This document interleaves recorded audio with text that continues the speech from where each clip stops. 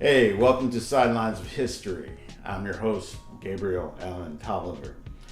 And so we're going to go way back into time to Yo MTV RAPS. It's heyday, it's golden years that I was blessed to be a part of for a brief moment in time. We go back to 1992. I'm in my last year at New York University's Tisch School of the Arts, aka NYU Film School. So my boy Amir Lewis, the Amirian, he had a friend named Moses Indenborough that worked at MTV. And Moses had told Amir that, there's going to be some positions opening on this new MTV show called Hanging with MTV.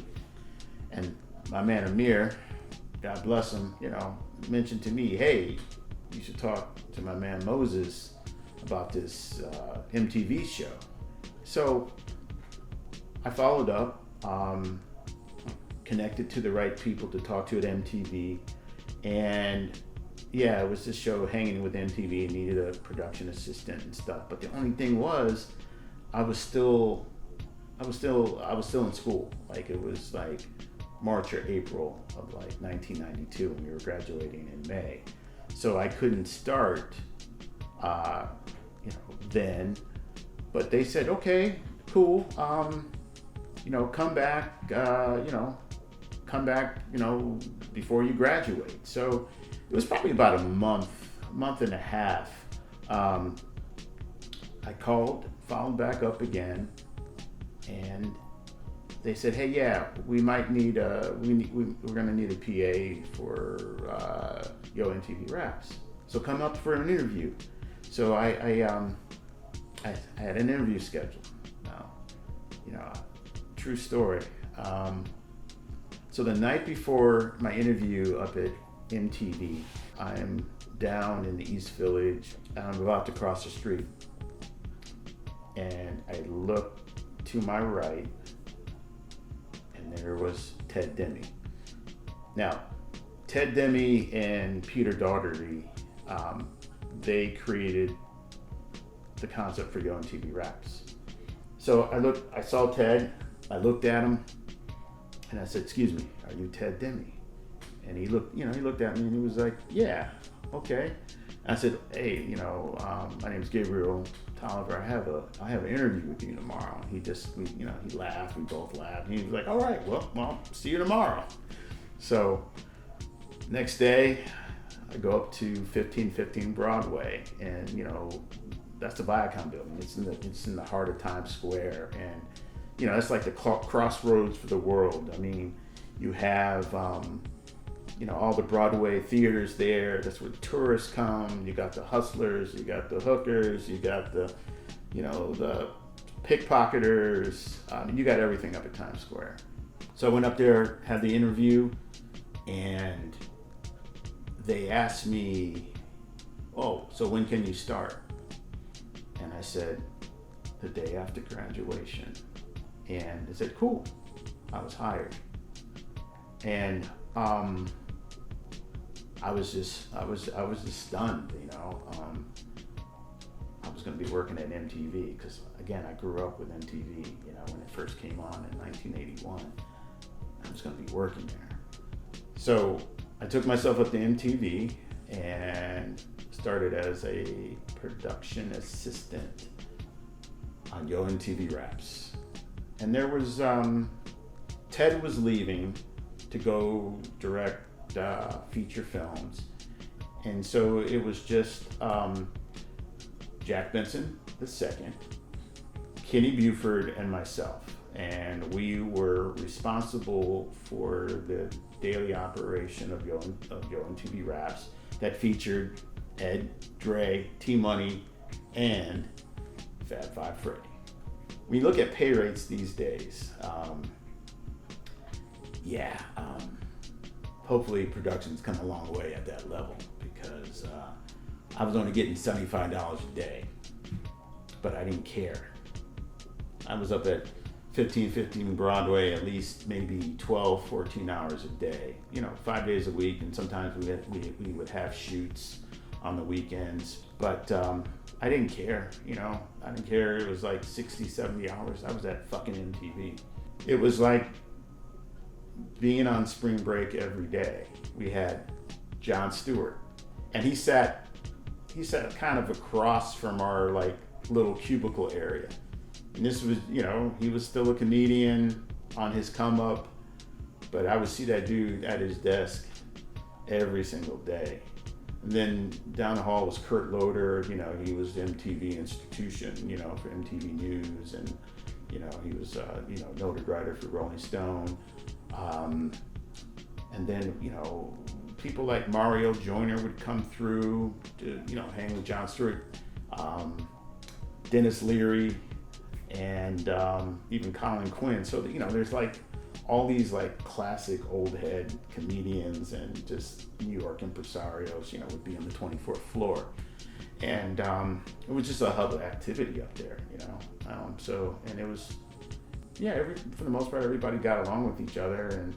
But it was just a lot of partying, a lot of music being played out of offices loud, and impromptu listening sessions. I remember one particular, when I think about highlights, I remember homegirl Lee Brown. She brought up the Wu-Tang demo. Now, I think I don't know, how she probably got it from her man at that time, Matty C, who was working at the Source as a writer, and he was an A&R person. He was responsible for, getting Big signed. But anyway, Lee had a copy of the Wu-Tang demo. She played it, and homegirl was like, "Raise the ruckus, raise the motherfucking ruckus," and it was hearing Wu for the very first time before they were the Wu, formed like Voltron. It was amazing. Some of the memorable moments up at Yo was like, I think about Tupac.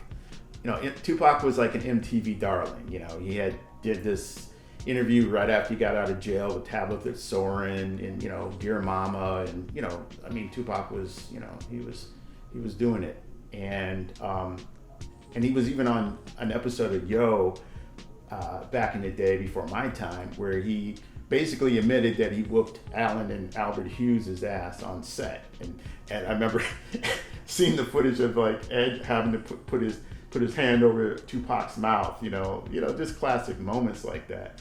But so Tupac was up there, and I have a spot someplace, and this is kind of sad. I have a spot of Tupac and Big Stretch, and they did a Yo promo for us about, stop bootlegging, because bootlegging was big back then. Whether it was like the cassette tapes or the CDs, you could go uptown in Brooklyn and, get stuff. And so Big Stretch and Pac, I had the idea, this was uptown, that they were going to roll up on bootleggers. And I was using Brand Nubian's Steady Bootlegging track. So it was a dope spot, and it was Stretch and Pac. And Pac says, "I don't appreciate the bootlegging, and I got something for them fools, because if I see my tape out there, I'm throwing your whole table up and you might get robbed." I guess another beggar can't afford to be choosy. It's just sad, both of them are gone. Another moment was, my coworkers. There was, like I said, Ted moved on. There was Jack Benson II, Kenny Buford, and myself. And me and Kenny Buford,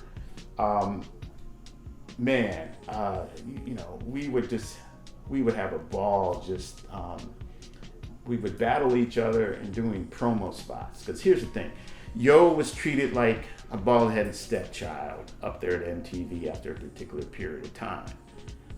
I think there were things that had to do with its cultural influence on a certain segment of the population, which was historically no surprise, because, it took a long time for MTV to want to play black videos until they were goaded into doing it because it was to their best, financial interest. But this is nothing new, and here in America, But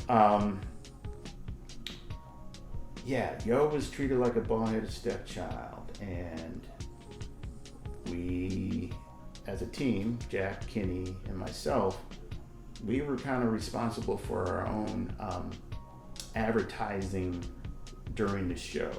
I mean, granted, there were national advertisers that still bought time, but we had to come up with our own little interstitials and breaks to, for example, to tell what time the show was going to be on when we got the sudden fucking notice on the day of taping in the studio. Oh, hey, we're moving Yo to 8:30, tonight, or 11:30 at night, and you're telling us on the day of taping, and that there's a loyal audience that follows Yo from at 4:30.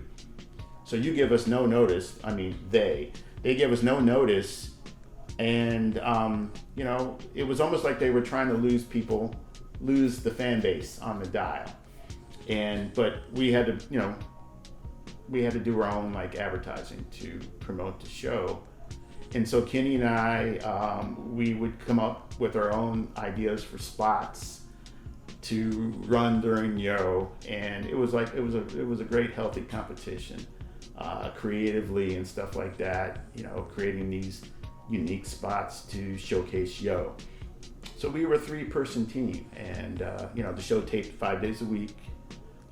Ed Dre in the studio, and then Fab would have his remote once a week or something like that. And you were just around music, culture, and making history.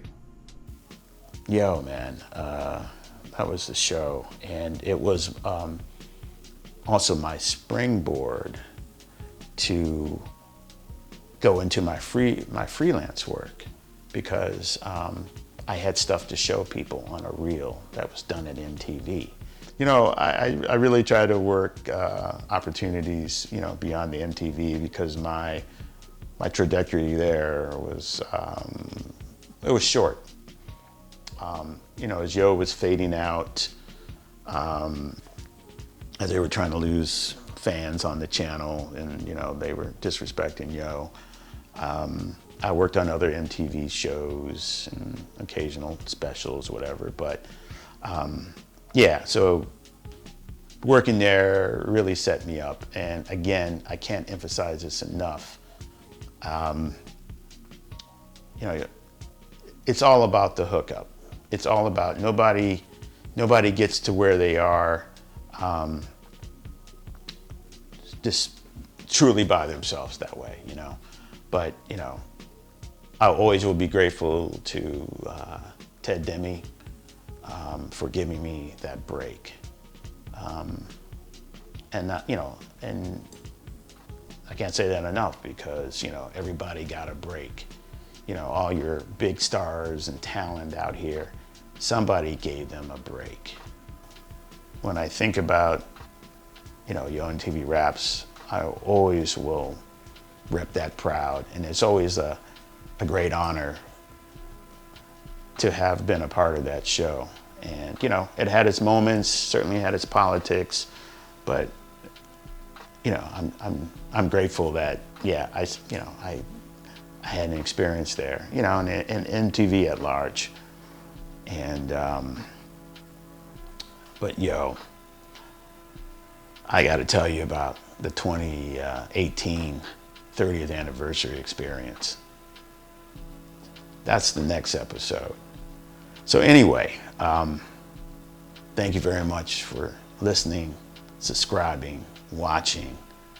And if you're watching, you need to subscribe. Here. This is Sidelines of History. I'm your host, Gabriel Tolliver.